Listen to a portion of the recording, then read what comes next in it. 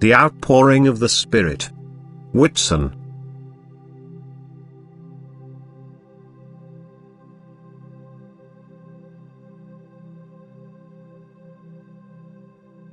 Only after my crucifixion was it possible for me to pour out my Spirit, for prior to this no human being would have been capable of sheltering anything divine within himself, since humanity was still burdened by the original sin of the antagonism against God. My Spirit, however, is the emanation of myself, and no human being burdened by guilt could ever have been a recipient of this emanation, for the gulf which existed between what had become guilty and myself was too deep.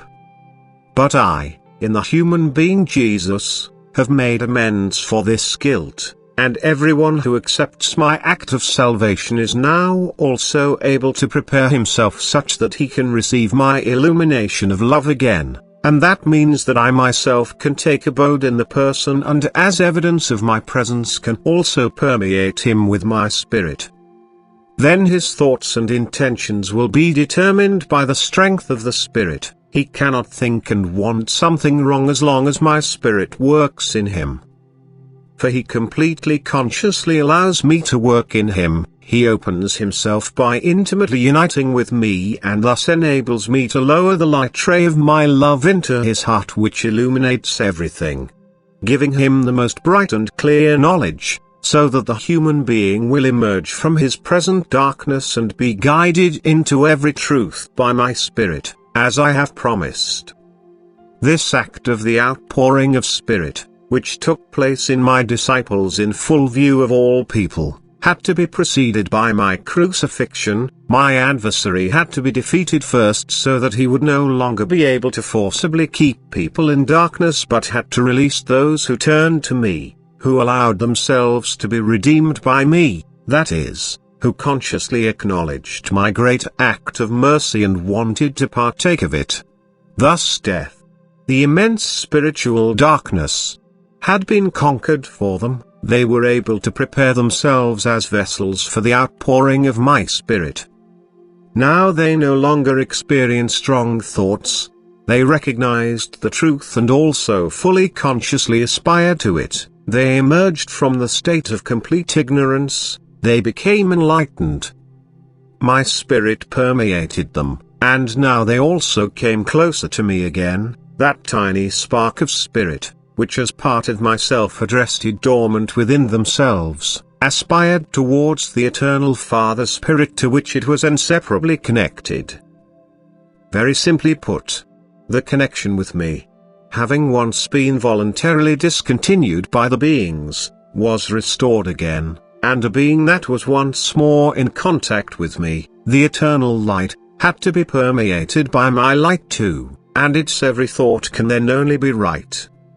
He has to recognize the truth, and then the human being also has to uphold this truth, because he is urged by my Spirit to proclaim the truth to all of his fellow human beings. And this, too, was my first disciples' mission, whom the outpouring of my Spirit enabled to go out into the world and proclaim the gospel to all nations. They had to possess the truth themselves in order to pass it on, and even though during my years of teaching they had been instructed in the truth by me, the outpouring of my Spirit nevertheless had to take place first so that they then would brightly and clearly recognize their task and no longer be burdened by ignorance, for they were instructed through the Spirit by myself, who stayed with them as I had promised. And thus, time and again I will pour out my Spirit upon people who want to serve me, who prepare themselves as vessels into which my Spirit can flow and who, like my first disciples, want to bring the truth to people in the knowledge that only the pure truth can help people in their immense spiritual adversity. And my Spirit will be effective in them so that the darkness will be dispersed and the people desiring to serve me by assisting in the redemption of errant souls will think correctly again. No person can give what he does not have.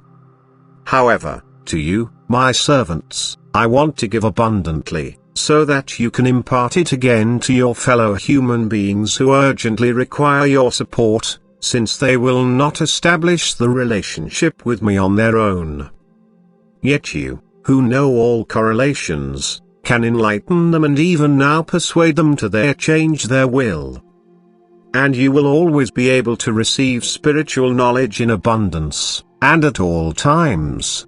When you ask questions, they will be answered such that you will also be able to recognize the provider, which you then should pass on. For many people and countless souls in the kingdom of the beyond will ask questions and desire truthful answers. They will be able to receive them from you, for I know all thoughts arising from the heart and will give to every person according to his task. And this is my working in you, the working of my Spirit, which the first disciples were allowed to experience for themselves after my ascension. They, too, had to be assisted by my love time and again, for in order to implement the task given to them by me they required extensive knowledge, and without my obvious support they would never have been able to accomplish this task, for I constantly instructed them through the Spirit. Thus they did not have to be afraid to be incapable of working as teachers or of spreading incorrect spiritual knowledge and were able to administer their office well. They were able to proclaim the gospel in accordance with my will. And today, too, I give my last disciples on this earth the same task of taking the truth to people, which can only come forth from me directly. For the earth is engulfed by profound darkness, errors and lies are so widespread that people have to muster an utterly sincere will in order to find the truth and then also to recognize it as such. But only through truth can they become blessed, because they can only learn to recognize and love me when the pure truth about me and my nature is imparted to them. And this knowledge, the pure truth, can only be imparted to them through my Spirit, but it will also be clarified for you. Because I love you and you only need to establish a heartfelt bond with me through equal love in order to induce the spiritual spark in you, which is inseparably connected to the eternal Father Spirit, to express itself.